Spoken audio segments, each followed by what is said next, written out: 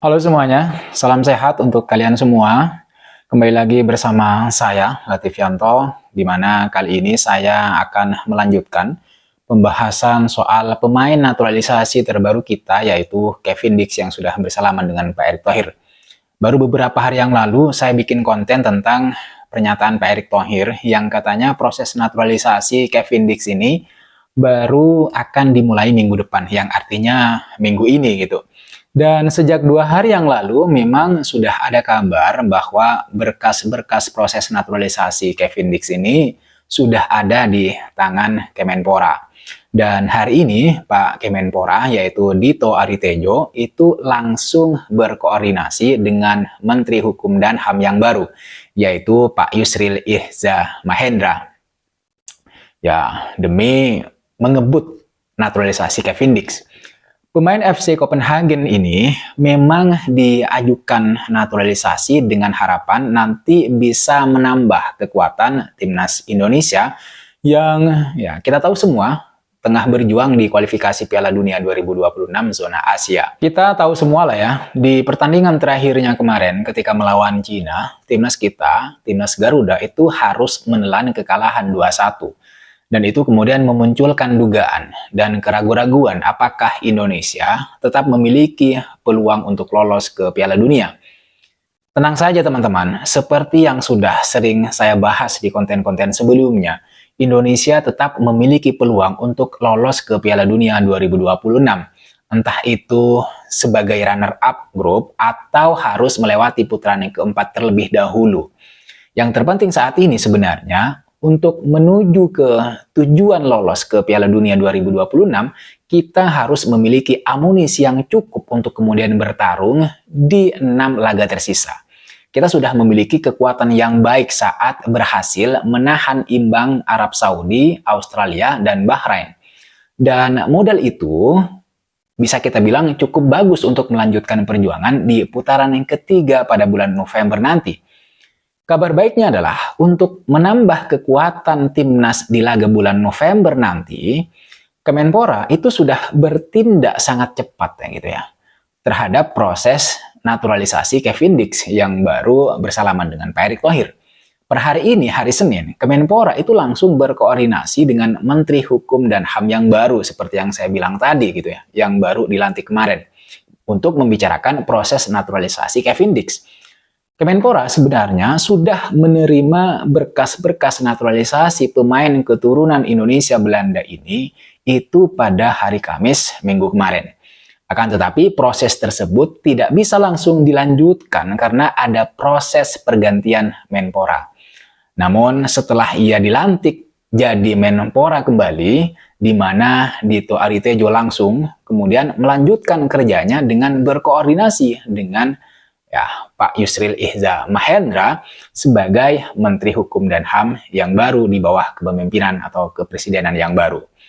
Setelah koordinasi tersebut, Dito akan langsung mengirimkan semua kebutuhan naturalisasi Kevin Dix agar nanti semuanya bisa berjalan cepat dan tepat.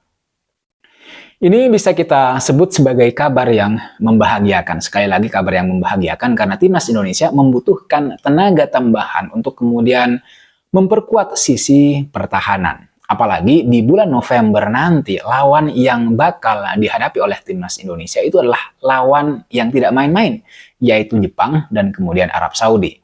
Jepang ini bukan lawan yang biasa gitu ya bagi timnas Indonesia, lawan yang sangat luar biasa. Jepang sudah berkali-kali bermain di Piala Dunia dan bisa dibilang sebagai anggota tetap dari Piala Dunia. Bukan hanya itu saja teman-teman. Di putaran yang ketiga ini, Jepang duduk di puncak klasemen grup C itu dengan poin yang nyaris sempurna.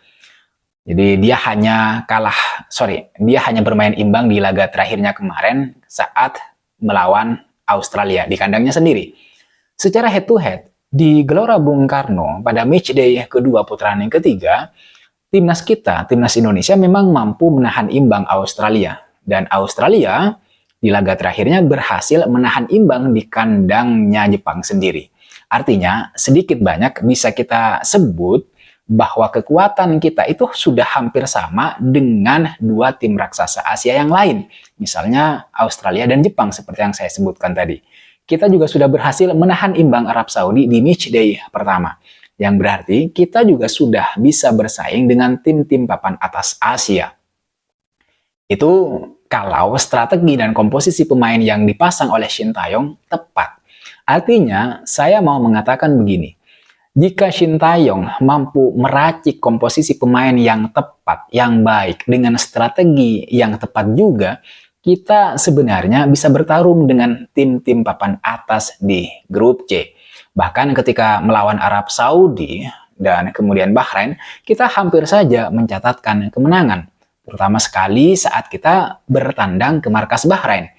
Itu bukti bahwa kita sebenarnya mampu bersaing dengan tim-tim papan atas Asia dengan komposisi pemain yang tepat. Dengan pemain-pemain yang berkarir di Eropa yang Shin Tae-yong turunkan di 3 laga sebelumnya. Sebelum kemudian ada kesalahan sedikit saja ketika timnas melawan Cina dan harus berakhir dengan kekalahan. Begitu pula sebaliknya teman-teman. Laga melawan Cina adalah bukti bahwa jika kita melakukan kesalahan sendiri, mulai dari pemilihan pemain hingga kemudian tidak tepatnya strategi yang digunakan oleh pelatih, maka bisa kita lihat bagaimana Indonesia hanya berakhir dengan kekalahan yang menyakitkan, yang mengecewakan. Bahkan dari tim yang tidak pernah menang di 3 laga sebelumnya secara berturut-turut gitu. Malah ya sebaliknya, Indonesia yang diprediksi bakal memenangkan laga itu ya sekali lagi harus menelan kekalahan, kalah dari Cina gitu. Maka oleh sebab itu, dikebutnya proses naturalisasi Kevin Dix oleh Kemenpora melalui berbagai pihak yang telah turut membantu. Salah satunya misalnya Kementerian Hukum dan HAM itu menjadi sekali lagi menjadi kabar yang bahagia, membahagiakan di tengah ketidakpastian harapan kita. Apakah Indonesia mampu nanti mencuri poin dari Jepang di kandang sendiri dan kemudian kalau bisa juga bisa meraih poin sempurna saat menjamu Arab Saudi 5 hari kemudian di Gelora Bung Karno. Untuk menjaga asa lolos ke Piala Dunia, mau tidak mau timnas Indonesia memang harus memperoleh poin di kandang sendiri. Baik saat melawan Jepang maupun lebih-lebih ketika menjamu Arab Saudi. Poin dari kedua tim tersebut itu akan menghidupkan harapan kita untuk melihat Indonesia berlaga di Piala Dunia. Itulah kenapa saya bilang dikebutnya proses naturalisasi Kevin Dix adalah kabar yang menggembirakan buat kita semua. Karena jika Kevin Dix berhasil disumpah menjadi WNI sebelum batas pendaftaran pemain ke AFC, maka dia akan menjadi tambahan kekuatan yang sangat bagus, yang sangat baik untuk timnas Indonesia. Apalagi menghadapi Jepang nanti, Justin Hapner itu masih diragukan untuk tampil karena cederanya yang belum sembuh total. Kabar baiknya lagi, Kevin Dix ini bisa bermain di berbagai posisi teman-teman. Sehingga itu akan menjadikan Shin Tae-yong memiliki banyak opsi untuk kemudian ya meracik sekaligus memperkuat lini pertahanan dan melakukan penyerangan melalui bola-bola mati. Kevin Dix ini teman-teman memiliki pengalaman yang sangat luar biasa di Eropa. Di mana bersama klubnya Copenhagen, pemain berusia 28 tahun ini pernah bermain di UEFA Conference League dan sempat juga mencicipi Liga Italia bersama Fiorentina dan Empoli.